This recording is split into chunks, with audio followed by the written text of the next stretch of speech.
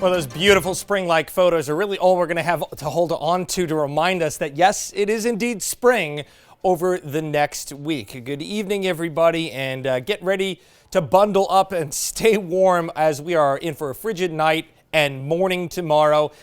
Kids go to the bus stop, mom and dad going to work. Everybody needs to be bundled up as if it were the dead of winter, especially because of the wind causing the wind chill. Again, the wind chill is what it feels like on your skin. Let's put a pin in that and talk more about that and why that can be dangerous in a second. But another thing to hold on to is today's almanac, 53 degrees. We're likely not going to see the 50s again over the next several days. Our average is 49, so a little bit above average, a fairly seasonable first full day of spring, nowhere near our records on either side. But the 8, it could feel like that in a few spots not too far north and west of us as we head into tomorrow morning. Picked up just over 1/10 of an inch of rain as that front came through. Some showers, some nice little bursts of heavier rain across the area, and some bursts of snow as well, mainly north and west of us. But a couple of flakes we're seeing across the area. 34 right now. We're getting ready to fall below freezing.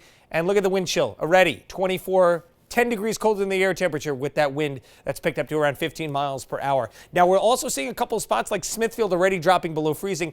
And even though the wind is going to help to evaporate any of that water sitting on the ground from the showers earlier, you can see them all. They're still on the right side of your screen here. So not too far away. They haven't passed through not that long ago. So it is still kind of wet on some of the surfaces, especially the cars.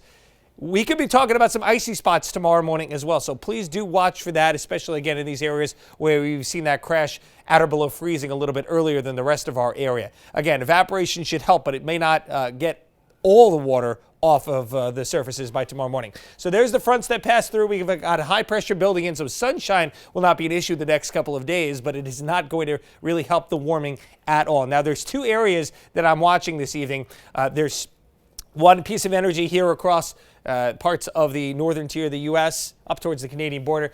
This is the bigger of the two. This is a more potent piece of energy down across the Rio Grande into Texas, and those are going to be creating our Saturday storm here. But again, the temperatures outside right now, yeah, look at how cold it is across the upper Midwest and the Great Lakes region, that chunk of Arctic air nosing down in our direction. But it's, again, the wind chill, what it will feel like on your skin that makes tomorrow morning potentially dangerous, especially considering, the 60-degree days that we have had last week. And just the fact that spring is on everybody's mind. Can't take this too lightly. Again, 10 to 15-degree wind chills tomorrow morning. Look at that. Worcester, single digits. Feels like 4 tomorrow morning.